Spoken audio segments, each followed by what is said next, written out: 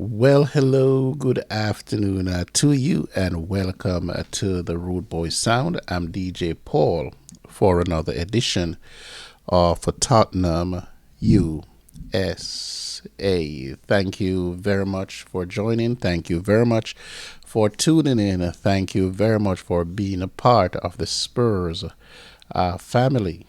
We certainly hope that for the new subscribers that has been joining the Rude Boy Sound, that will continue to put out great product. We, as in myself, counts as we embark on this journey together to build this channel into one that you can come here and get information that you really need, get honest opinion coming from myself and hopefully those who may join later on. You could always comment. I will respond. I will endeavor to respond to all comments. I am very flexible that way, and so I will continue to do that. The views expressed here are my own, to be honest with you, with some background information research that goes into each video. This particular video, as it is taking a look back at the week itself and to see how we actually did. And so coming off the loss to Wolves and going into the game, this game here, the Frankfurt game, there wasn't much confidence around the club, but we did pull it off Thursday night, and so that is a good thing, and hence my tongue-in-cheek screenshot background there for you for Ange Postacoglu. And so I want to just take a moment to look at the take a moment to reflect on some of the things that are pertinent to Spurs. We are in a situation right now where I want to just take a little reflection on Tottenham to see where we have been over the years in terms of what we have achieved as a club. And so on my screen rolling up, I'm not going to go through each and every one of them, but I want to just highlight that we have been doing things. We have been around for a minute, since 1882. We actually started out as Hotspur Football Club by some young men who was looking for winter activity, cricketers looking for something to do in the winter, and so they form this club, this football club called Hotspur Football Club. And so we later, 2 years significantly, that Tottenham was added. The name Tottenham was added to the name, and hence we are Tottenham Football Club today. No waiver in that. The mascot, which is the cockerel, became synonymous with Spurs as well for other coming from other areas of support. And so when you look at the screen, so I'm not going to dig into all of that. I want to get into a quick review, but I just want to remind us, since we are in the semifinals, and I want to highlight that we have won things. Don't let the banter fool you.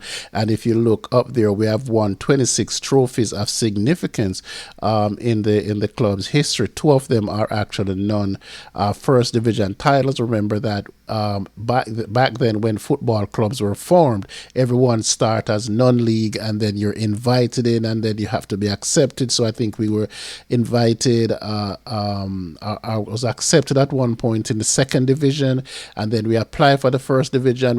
We were winning stuff in the second division. Make no mistake that we won the division title and all the other stuff that goes on with. So even before we became recognized as a first division club, which didn't happen until 19 or whenever it was that it happened.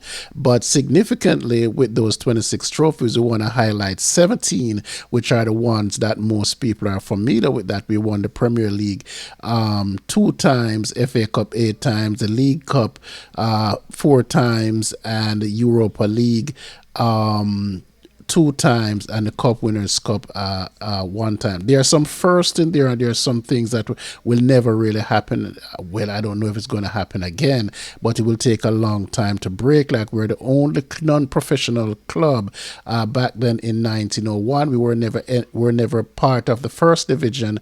At the time when we won the FA Cup, the first FA Cup that we won in 1901, we were never a first division team. Also, we were the first British club to actually win a trophy outside of in Europe, meaning outside of England, or whatever makes up the British colony.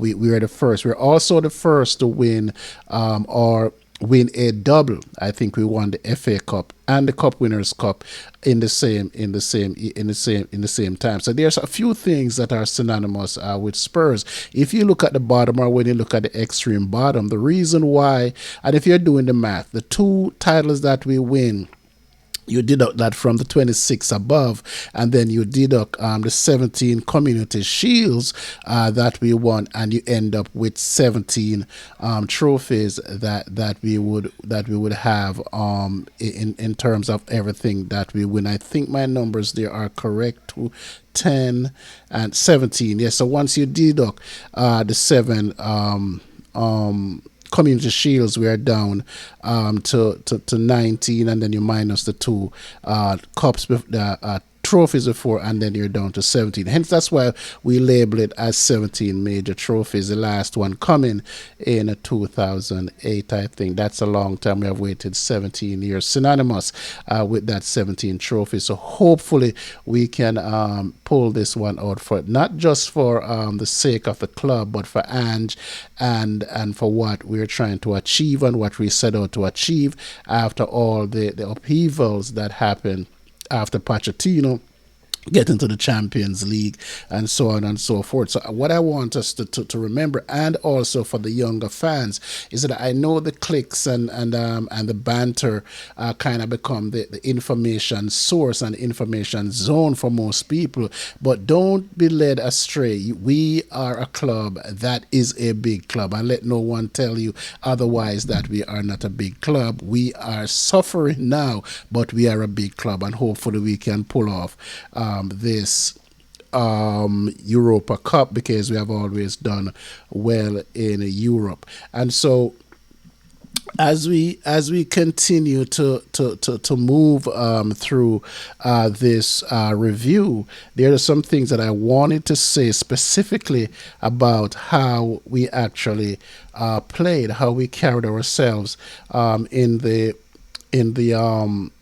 game. There was a notable, really notable transformation on how we actually played on Thursday. I know a lot of people have already touched, have already gone through all the things that we did, and we did well. Was that we actually played with some verve. We actually played to the scoreboard. We played to the opposition. We played to the situation, and we ended up coming away with that victory. And that's a good thing. That's an absolute good thing when it came to what we were doing. And so you want to applaud the team. You want to applaud the manager for sticking to something that was working to make sure that we got that win. If you look at how we approached the game, how we went at the opposition after we score, we could not get anything of significance, and therefore, in days old, what would have happened is that we would have probably caved to what was going on there. And so as you look at how the team played, again, you will see that we weren't forcing the issue in terms of, over committing. Our fullbacks, our midfielders were sitting, and I was very impressed with Bergval, if I might single out Bergval for what I'm about to say. Just talking about the play itself and just talking about how we approach the game and the things that we do in the game. There are some areas still that we need to work on, and as individuals, you have like the likes of Brennan Johnson, who is just a guy who will pop up, he will do something good, and then he's missing. But I think he was dug in. He dug in, and he gave an effort. So I don't want that to go unnoticed with Brennan Johnson from the game. I don't think he had the best game there was, but I think he had an efficient, a workman-like game. I think he came back, he helped out Poro, and so too Udogi. Udogi, I would say for Brennan Johnson, it wasn't so much the tactics that was there. For him, I thought it was a work rate that he put in. For Udogi, I think it was more the tactic that was there, because Udogi has a very high work rate. With opposed to Brennan Johnson, if you're looking at two players. But where he was on the pitch, how much time he spent in the opposition half, and how much he tracked back, how much work he was doing, I think that was based on the tactics that was being deployed. And so, when you start looking at all those things that are happening, you start to look to see the fullbacks were a little bit tucked in, which that's what we're asking for the longest while. We want to see if these things happening. We don't want to see we want to see the high octane football. Don't get me wrong, but we can't continue and should not continue to overcome our defense, wherein we're leaving our two centre backs on their own. Now we have our full pairing back, and now the team looks a little different, than what we had early in the year when all the injuries set in. And so as we look as the individual, I think Vic was good. One of the things that I saw that was happening, I'm going to talk about that because that led to the goal, is that he was not putting the ball down and inviting the press when the other team was not committing to their press. And Frankfurt, for some reason, was not committed to the press. They have not been committed to the press since we scored against them at home when we pull one back. They seem to just draw into their shell, waiting for us to make the move. And it seemed like we have not made that move to commit to what they're doing so they can counterattack us and leave us open at the back. I don't think we gave them any chance. So as we talk about the backline, I think the backline was good. And again, I like what Bergval did, even though Bergval was supposed to be the number 8 behind Madison with Benton Kerr next to him. I think he did a great job coming back and sealing off the right side while Benton Kerr run around and do whatever else he was doing.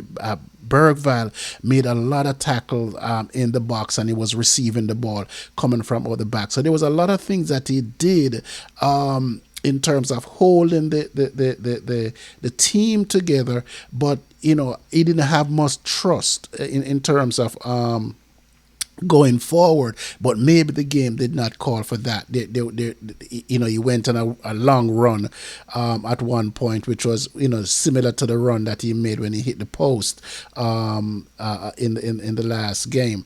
But you want to see that development, and I think what's happening to Bergval, I think Bergval is rounding into sort of a box to box type of midfielder.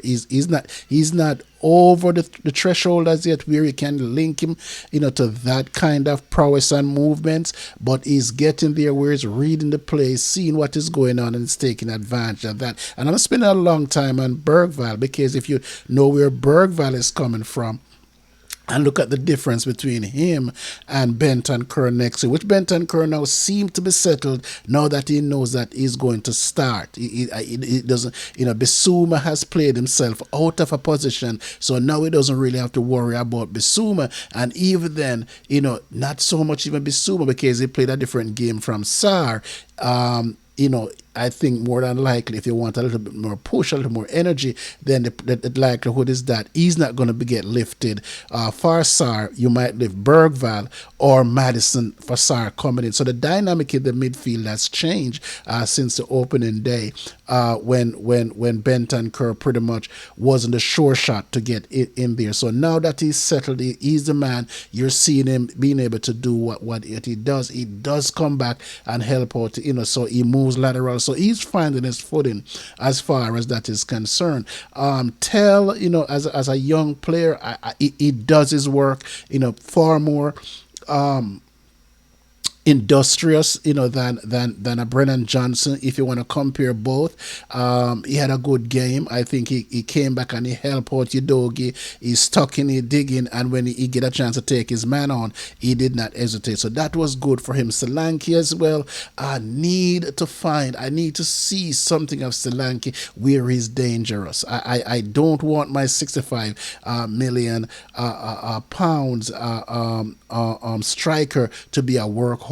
If you're going to be a workhorse, then it means that you should have somebody behind you who is a goal scorer, in the sense of, like you see, Olatora Martinez can play with off a striker and he's going to bang those goals in. If Solanke is going to become that guy, then Madison has to score more goals. But in this sense, I don't want my striker to be the workhorse. I want my striker to hold it up sometimes, and I want him to be getting the greater portion of the chances that are being afforded towards the goal. But you don't want to take away his industriousness. You don't want to take away that from him, because that's his goal. That's the way he plays, and he gives that effort, and then sometimes he just get rewarded. Like the penalty is a reward for his hard work, and I like that he get a chance to stick it in the back of the net. Madison was good. I think let me go back to the defense. I think Van de Ven was good in the sense that Van de Ven was a relief valve wherein he was knocking it over the top. And so when you look at what you do to the opposing defenders, is that you need some of that. You need the kind of Alderweireld long ball from the defender over the top to soften up the defense before it starts set in. And we did that a couple of times. There was a couple of misses that Romero tried. Porro tried a few going down there, until eventually I think Bentancur hit a few down there towards Tell, until eventually we broke the dam. And so with the Madison goal, it was a ball that goes over the top. Way too often we have the opportunity for teams that are setting in not going over the top. It's a 50-50 ball. And what you saw with that 50-50 ball, most balls in the air, let's just for explanation, is going to be a 50-50 ball. It's whether or not you want to be tenacious enough to turn that into a 55-45, to your advantage. You can see with Madison turned what was a 50-50 ball into a 52-48, with him getting there off of the run. And so you'd want to see in other times that Solanke is the one who is getting under those balls, because we don't do that enough. We don't square the ball enough. We don't go over the top enough. And you saw us going over the top, and that's the result of the goal. So good things are going to happen. What you have happening with that, if we decide to keep that, then what you see will happen is that you can now play behind the ball. You can now, sneak your fullbacks up. You can now bring your midfielders up. You can now bring, the center backs up. Almost 10 yards or so inside the half line once the ball goes over, because unless it's a big clearance, you're still gonna be facing their goal as opposed to facing your goal when it kicks along, because you're the one who are tracking the ball. It's coming from your goalkeeper. It's coming from out of your back. So everyone should be able to move up in unison. And see where everyone is. And so you have to be able to learn to or be coached or be taught or play in a system tactically where you should know where your relief valves are. And oftentimes the release valve is going down to down the wing. The ball is safer. Just so you know, I was taught, and I taught that as well when I'm coaching, is that take less chance of playing the ball back into the middle of the pitch. Especially when it comes into your half. And I know even with clearance, sometimes you will see a player, based on where he is, the player might be opening up to him in front, and he said, you know what, I'm not going to take any chance. I'd rather play it outside for a throw, restart the game.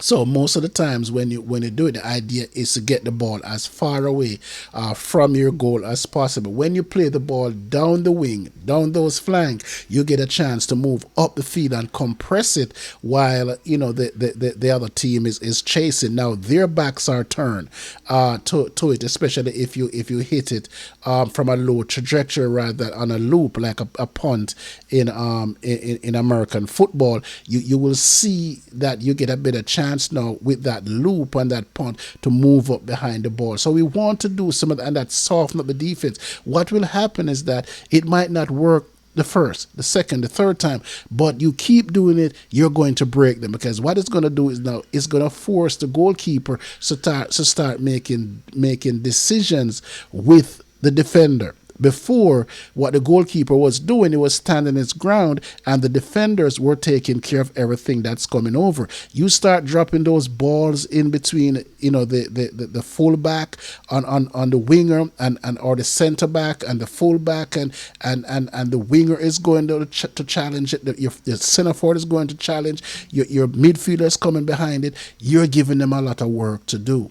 And so that can be a part of your defense, especially when you're leading and you're looking to make sure that you're not being broken down, is that you keep that ball in front of you all the time. Once the ball is in front of you, the greater chances you have of winning the game or not being scored against. And so just to go back to that, I think I may have mentioned it, and if I did, I apologize, is that when you look at how we played, right? When you look at how we played this particular game, and you saw how efficient we were, when you saw how efficient we were in the game, you will realize that we have not played from a statutory position of how we want to defend and how we want to continue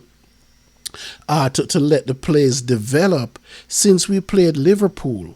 We have not done that since we played Liverpool in the Carabao Cup. We were playing behind the ball. We weren't giving them anything. We looked like we were about to start playing like that tactically, and then we went away from all of that. So it was great to see. I'm taking long to compliment Ange on the fact that the change was necessary and important to make sure that we recognize what we were doing in this game. Once we have that lead, we were never going to give up the lead. And so if you go back and you look at most of the games that we have won, is that even when we score, we seem vulnerable to giving up a goal. Even, and that should never be. It is left up to how you want to play the defense. And we see a lot of cohesion in this game. We saw a lot of cohesion on the defense. We see a lot of cohesion in the overall play. We saw wherein we were never chasing the man all the time, but we were going to engage. And that's a big difference. If you're always chasing your man and he leaves you behind, a lot of times they come down with Kiki, whatever his name is. But a lot of when he was having a hard time inside, which was compliment to Bergvall coming down and helping out the two defenders, is that he switched and he went left. When he went left, Johnson came down and started helping Porro. He switched to the other side, and you saw Tell coming back. You saw Benton Kerr going over there because he was their main man. They really don't have anyone once Gertzer left the pitch. So it's compliment to not only the manager, but to the players of adapting to what the situation was, and they play it to a T. I can definitely give them the chef's kiss on this one for the way they did play the game.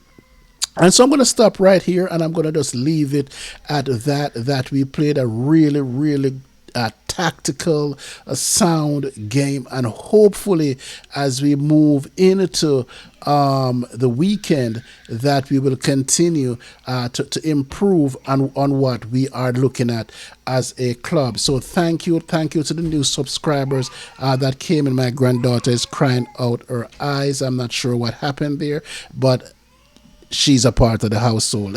And so we'll just keep it right there. I'm going to wrap it up and say let's prepare in earnest based on what we're doing for the rest of the Premier League game. Let's see if we can use the rest of the Premier League to continue to build on what we have to some respectability on where we're going to finish in the league. So for me, the Rude Boy DJ Paul, I am out of here for another review of Tottenham week in review, as it is Spurs week in review. So peace. I am out until the weekend. Who are we playing this weekend?